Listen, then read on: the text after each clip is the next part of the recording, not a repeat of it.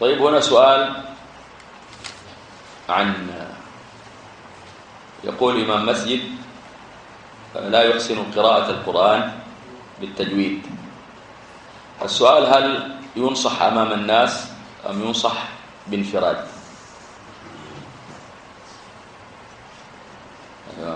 حتى يغير. المهم النصيحة الأصل فيها أن تكون على انفراد، وأن تكون بالسر فيما بينك وبين المنصوح، لأن ذلك أرجى لقبول النصيحة. فإن النصيحة أمام الناس كما قال الشافعي نوع من التوبيخ، كأنك تلومه وتوبخه وتقرعه أمام الناس، فيكون هذا داعيا لرفضه للنصح وفوات المقصود من قبول الشخص للنصيحة. فالإنسان لما ينصح دائما يكون هدفه هداية المنصوح وإرجاع المنصوح إلى الحق.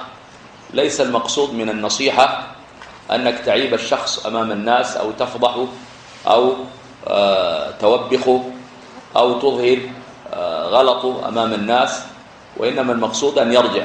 فكلما كان على انفراد كان أقرب للرجوع.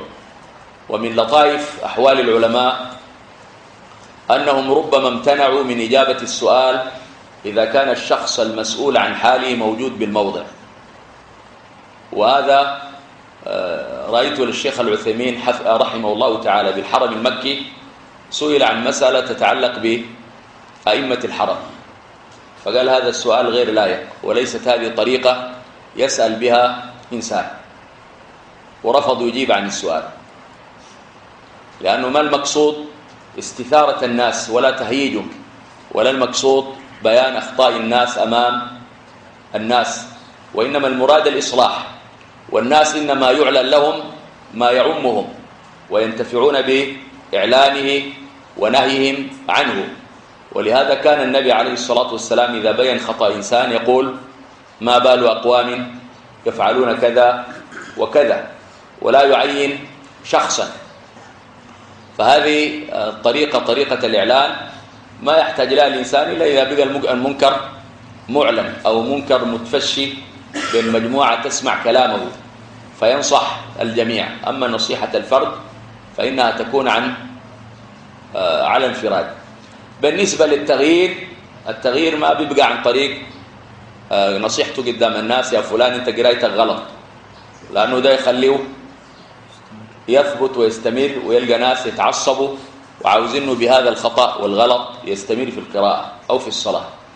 فهذا يكون عن طريق الطرق المعروفة: لجان المساجد، إدارة الشؤون الدينية، ناس عقال وكبار عندهم تأثير في المسجد، أو غيرها من الطرق التي يصل بها الإنسان إلى الإصلاح وإحقاق الحق.